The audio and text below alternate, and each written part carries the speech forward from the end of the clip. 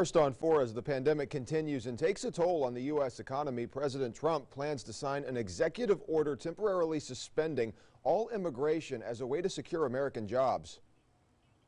CBS 4's Jelani Martinez spoke with an immigration attorney who says many are left with questions on how this order will be carried out.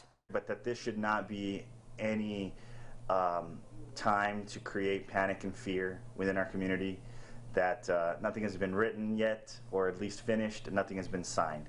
So we need to be patient, we need to review the order, and we need to see how the courts are going to react. President Trump tweeted this last night about temporarily suspending immigration. One of the first questions attorney Frank Guerra had after seeing the tweet was whether the executive order is constitutional.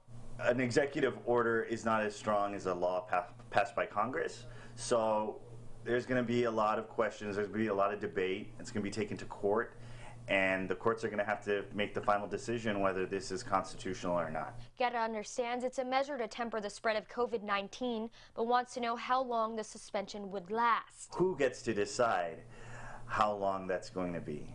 What factors will the administration consider in finding that timeline of its temporary suspension? Will COVID be the deciding factor of this temporary suspension? It's also unclear who the order is seeking to prevent from immigrating. I can't see why you would want to limit anyone that's dealing with technology and healthcare during a global pandemic.